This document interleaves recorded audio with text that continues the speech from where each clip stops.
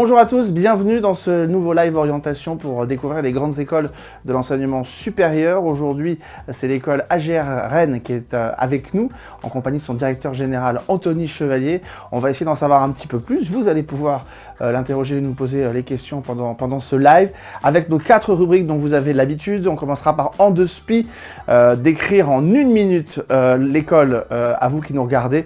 Ce sera la mission que va devoir relever notre invité. Ensuite, on s'intéressera bien à la bio de l'école pour essayer d'en savoir un petit peu plus.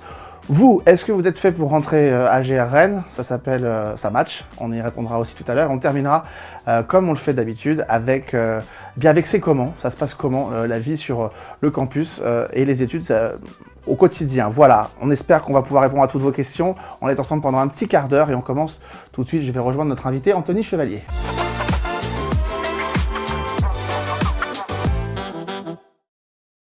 Merci Anthony Chevalier d'être avec nous. Vous êtes, je rappelle, directeur général d'AGR Rennes. On va commencer par un exercice un petit peu sportif pour vous mettre en condition. En deux spi, c'est notre première catégorie, notre première rubrique pour essayer de présenter en 1 minute votre école pour celles et ceux qui nous écoutent.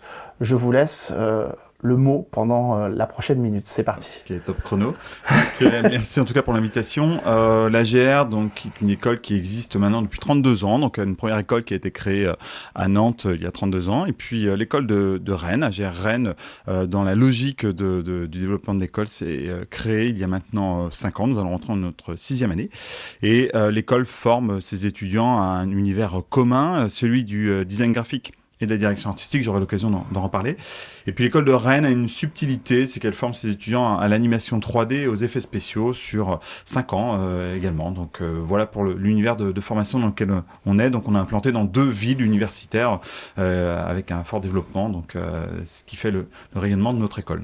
Voilà, une école jeune à destination de nos jeunes étudiants qui nous regardent, avec effectivement des premières questions qui commencent à arriver directement dans ce live.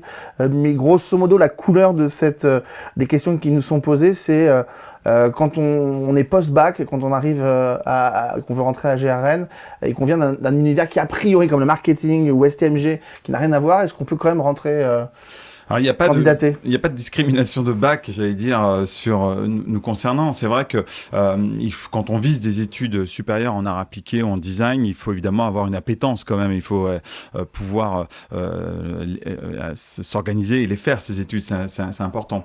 Donc, ce que l'on vise, nous, en fait, ce sont des étudiants qui sont en effet motivés. Il y a quand même un dossier ou un concours de rentrée à effectuer pour rentrer à l'école. Donc, c'est là aussi on va, j'allais dire, tester la motivation de nos candidats, voir s'ils sont faits pour ces études, parce que c'est vraiment un entretien d'1 heure quasiment que l'on consacre pour réellement voir s'ils sont dans la bonne orientation, dans la bonne voie.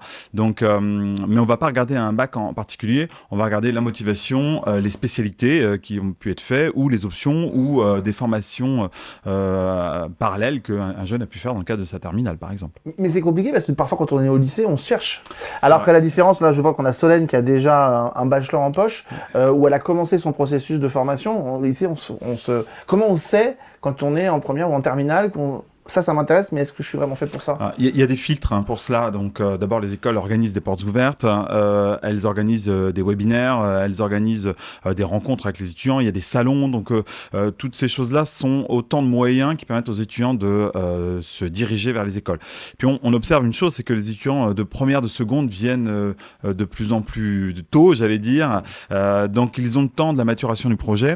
Et puis, on propose à l'école soit des stages découvertes, soit des journées d'orientation ou d'information ou d'immersion. C'est la même chose, c'est gratuit, et les étudiants peuvent s'immerger dans notre pédagogie avec nos étudiants, ce qui leur permet vraiment de ressentir l'école. C'est un moment important.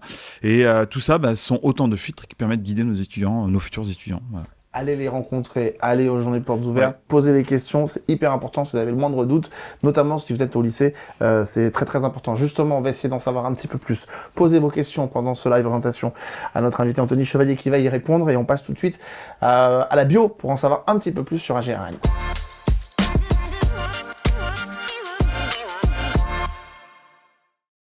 Bon, on imagine que les choses se sont bien passées, qu'on est rentré à AGR Rennes. Grosso modo, qu'est-ce qui nous attend? Quels sont les domaines auxquels vous formez dans votre école? Alors, l'AGR Rennes forme à 2 filières. La première filière est en 2 diplômes, un bac+3 qui se continue avec un bac+5. Donc là, c'est une filière en graphisme multimédia, donc qui aboutit sur un bachelor en graphisme multimédia, qui a un titre RNCP niveau 5, qui est donc reconnu par France Compétences. Et les étudiants ont l'opportunité, après ce bachelor, de continuer vers un master en direction artistique niveau 7, donc c'est le niveau le plus haut, direction artistique plurimédia, pour lequel les étudiants vont avoir l'opportunité de faire ces 2 années de formation en apprentissage, en alternance. Donc c'est un vrai plus en termes d'insertion professionnelle.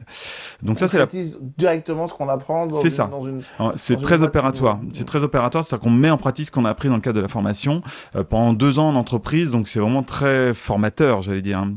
Ça, c'est cette première filière, donc graphisme et direction artistique, donc toutes les 2 reconnues par France Compétences. Et la deuxième filière, qui est également reconnue par France Compétences, mais sur un cycle niveau 7 en 5 ans, il n'y a pas de diplôme intermédiaire, qui est en animation 3D et effets spéciaux. Donc on fait les 2 chez nous, et qui permet là aussi, à partir d'année 4 et 5, de se diriger vers un rythme alterné, si les jeunes le souhaitent. Là aussi, qui permet de se former de façon encore plus concrète avec des professionnels qui vont les accompagner en rythme alterné, apprentissage, contrat de professionnalisation, etc. Vous avez dit quelque chose sur lequel je me sens obligé de rebondir. Si les jeunes le souhaitent, oui. Ça veut dire qu'ils ont une autre alternative? En fait, on a, notamment pour la filière animation, uniquement pour celle-ci, on leur propose plusieurs pistes. On a des jeunes qui parfois n'ont pas envie d'aller tout de suite en apprentissage. Ouais. Donc le rythme qui a été construit permet à ces jeunes d'avoir différentes options. Soit on a des jeunes qui se disent « Ok, moi j'attends mon bac+4, je vais rentrer en 4e année pour pouvoir digérer un peu mon projet et rester en rythme alterné avec des stages alternés mais une formation initiale en parallèle, et à partir de l'année 5 rentrer en apprentissage. En fait, tout est possible dans le cadre de la formation en animation 3D et effets spéciaux. Donc ce qui est un vrai plus, parce qu'on s'est vraiment adapté au métier, à l'industrie. Par contre, c'est vrai que pour la filière direction artistique en master, tous nos étudiants sont en apprentissage. Donc l'industrie est un petit peu différente. Ouais. Et puis l'industrie est un peu différente. Donc ça fonctionne, on s'est adapté à l'industrie en fait, tout simplement. En tout cas, c'est des sujets qui vous passionnent. N'oubliez pas que la France, c'est un pays qui est à la pointe dans ces domaines-là, qui n'a pas toujours été, mais depuis 30 ans à peu près, on est vraiment des pays dans les premiers, quoi. Donc, c'est vrai, et c'est l'histoire de la France en fait qui parle derrière ça. C'est-à-dire que si on prend un petit peu en arrière les frères Lumière Auguste et Louis Lumière, qui ont vraiment fait l'histoire autour du cinéma, mais c'est grâce à cela qu'on a une notoriété très forte à l'international en animation 3D. C'est assez fort. Je rappelle que la première école mondiale, c'est les Gobelins. Ouais. Donc c'est une école française. Et nos jeunes et nos futurs professionnels français sont recrutés parce qu'ils ont une formation en France. Donc ça, c'est un vrai plus quand même. Et aujourd'hui, il y a des vrais succès dans l'animation, notamment qui sont français et qui s'exportent dans le monde entier. Forti Studio, tout cela qui sont des studios qui ont une coparentalité, j'allais dire française notamment. Et ça, c'est une vraie force en France.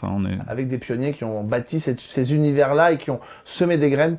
C'est une époque que les plus jeunes ne connaissent pas, mais avec des grands pionniers à la fin des années 70, au début des années 80, qui ont forgé la réputation, et aujourd'hui des écoles aussi, indirectement comme AGR Rennes. C'est ça, complètement. Donc tout le monde en bénéficie. Ouais, quand on a...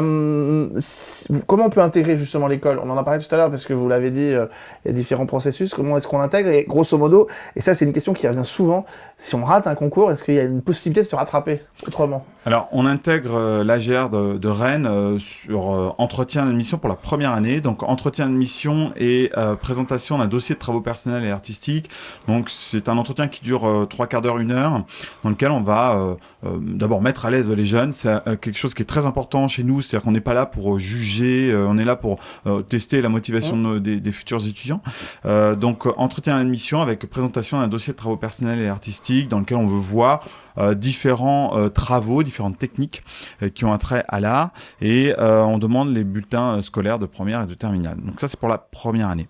Quand on va rentrer en année 2, 3, 4, 5, donc en admission parallèle, là c'est sur concours, donc c'est 4 heures de concours, donc avec une épreuve qui est donnée en amont, et là on est sur site à passer le concours, et on présente son book en parallèle. Donc là c'est un peu plus long, mais ça nous permet vraiment de tester le niveau de nos jeunes, et surtout vraiment vraiment de les orienter. C'est ça qui est important pour nous, quoi. Parce que, encore une fois, on le dit, hein, l'animation et le 3D, ça fait passionner et ça suscite de l'intérêt chez beaucoup de gens. Oui. Mais on n'est pas forcément amené à savoir si ça correspond et si ça nous correspond. C'est ça, puis il y a des subtilités entre l'animation 2D, l'animation 3D. C'est pas les mêmes appétences qu'on peut retrouver chez les jeunes, quoi. Et on le voit même aux États-Unis en ce moment, où Disney a annoncé revenir à la 2D. Donc c'est vraiment des mutations qui sont en perpétuel mouvement et qui reviennent toujours à des fondements. Mais justement, est-ce que vous êtes fait pour rejoindre cette école? Est-ce que vous êtes fait pour travailler dans l'animation ou dans les effets 3D? On va en parler tout de suite avec notre prochaine rubrique, Ça match.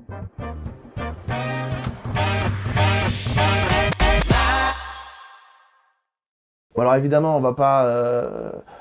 on imagine qu'on ne rejoint pas une école comme AGR Rennes simplement parce qu'on se dit j'aime regarder l'animation et que j'en consomme beaucoup, etc. C'est quoi Est-ce qu'il y a un prérequis pour rejoindre l'école et à comment on sait quand on est parfois au lycée où on se cherche qu'on est fait pour ça et qu'on peut le faire?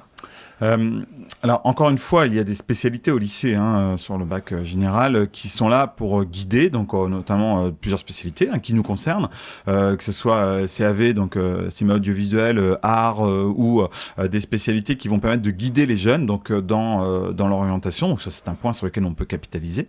Mais aussi, on a des jeunes qui vont tester des ateliers artistiques pour pouvoir voir si c'est ça qui les intéresse. Et puis à cela s'ajoute ce qu'on a dit tout à l'heure, à savoir les différentes rencontres que les établissements proposent. Donc c'est tout ça cumulé qui va permettre d'affiner son choix. Et puis il y a des vraies révélations. À certains moments aussi, on a des jeunes qui viennent nous voir lors de portes ouvertes. Qui avait une idée un peu floue en fait de ce qu'on pouvait faire, et quand ils voient les travaux qui sont réalisés par les étudiants, quand ils voient les professionnels qui parlent de leur métier, puisqu'il y a des conférences aussi, tout ça en fait fait une forme de déclic chez les jeunes, et quand quand ils rentrent dans la formation chez nous, la première année elle est vraiment à la fois dans l'idée de les mettre vraiment le pied à l'étrier pour leur formation, mais en même temps pour toujours les guider sur les fondamentaux et s'assurer de l'orientation pour les filières qu'ils visent en fait. Je disais tout à l'heure que les Français sont à la pointe dans ces domaines-là. Ça veut dire qu'ils sont demandés, y compris à l'international. Ça veut dire que, par exemple, parmi les prérequis qu'il faut identifier, en gros, si les langues étrangères, c'est pas trop ma cam, est-ce que déjà c'est un prérequis qui est un peu rédhibitoire ou pas du tout? Alors non, c'est pas, on se bloque pas là-dessus. C'est un plus, comme pour toutes les études au final. Alors nous, on fait passer le TOEIC chez nous, donc ça c'est un point important. Donc il y a des cours d'anglais. On parle de la filière animation quand les étudiants passent leur projet de fin d'année. Donc chaque fin d'année, le projet est présenté en anglais. Donc c'est important. On passe son TOEIC, mais on passe aussi le Voltaire chez nous, qui est l'autre partie en français. Donc non, c'est pas un prérequis, mais c'est quand même un élément qui peut être intéressant. Voilà. C'est vrai que la curiosité pour nous est importante. Évidemment, la maîtrise du dessin, c'est important. C'est tous ces aspects-là qu'on va détecter dans l'entretien et dans le dossier. Donc c'est toutes ces petites choses-là que l'on regarde. Par contre, moi, je suis attaché à une chose. Alors, c'est aussi peut-être mon parcours qui fait ça. J'aime laisser la chance. J'aime ne pas mettre des étiquettes sur les gens. Ça, c'est quelque chose qui est très important. On le voit, ça fait 25 ans que je dirige des écoles. Je l'ai vu et je continue de le voir. Des jeunes qui rentrent avec des niveaux qui, parfois, sont un petit peu justes. J'en ai vu plein finir en major de promo. Je peux vous assurer que c'est une réalité. Donc, il faut notre pédagogie elle est là pour s'adapter à nos jeunes et tirer le meilleur tout simplement. Donc c'est bien de laisser la chance à tout le monde. Tout à l'heure je vous posais la question pour savoir si ça matchait, qu'il fallait pas simplement regarder de l'animation et en consommer, mais quand même, est-ce que comme dans beaucoup d'endroits, j'imagine que oui, il faut quand même avoir une espèce, même quand on est au lycée, une espèce d'appétit, de curiosité pour ce qui se fait, pour découvrir les tendances, pour découvrir...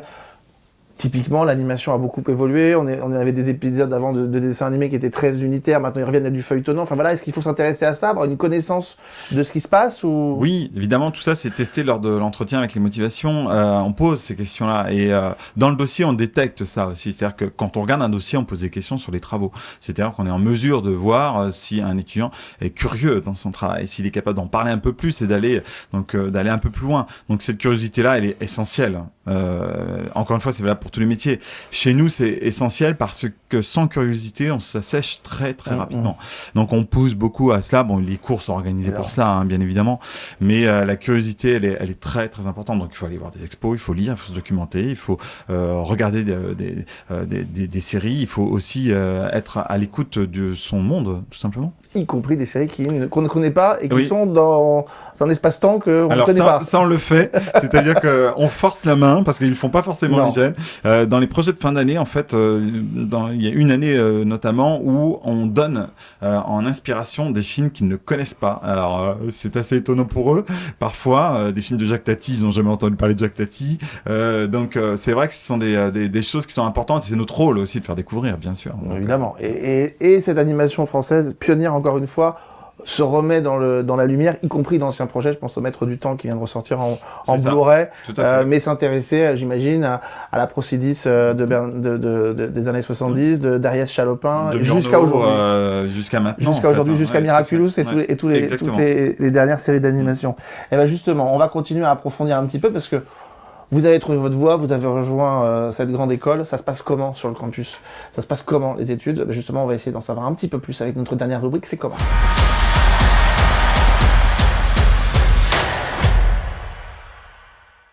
La vie sur le campus, la vie dans une grande école, c'est aussi extrêmement important pour les étudiants. C'est vrai qu'on se pose souvent la question, au-delà des cours, au-delà des formations, comment ça se passe? Il se situe où?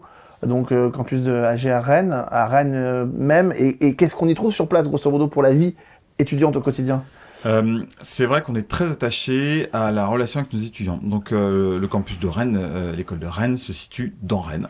Alors c'est un point important. Dans Rennes Centre, nous avons fait le choix de ne pas nous excentrer parce que nous sommes une école de la ville et qui vit dans la ville avec les étudiants dans la ville. C'est important pour nous parce que c'est une école de cœur de ville et qui gère, qui crée, qui se développe avec ses étudiants. Donc, c'est important d'être dans sa ville. L'école, on a fait le choix, j'allais dire, c'est même le cas pour l'école de Nantes, d'être dans des bâtiments qui ont quand même un style. L'école de Nantes, j'allais dire, est dans une ancienne fabrique. L'école de Rennes est dans un ancien cabinet d'architectes. Donc, on a quand même un style, un univers dans lequel on est. Et puis, il y a l'espace environnant qui est très important. C'est-à-dire qu'il faut être bien dans sa formation. Donc il y a les espaces verts sur lesquels là actuellement comme il fait très beau, les étudiants mangent dehors très concrètement. C'est hyper appréciable. Et puis ils ont leur espace de vie, leur cafétéria qui est dans l'école. Donc la vie sur l'école, le campus est vraiment faite pour que tout se passe bien. Et la proximité, c'est j'allais dire on est une école. Alors vous entendez beaucoup d'écoles qui vous diront on est une école à taille humaine.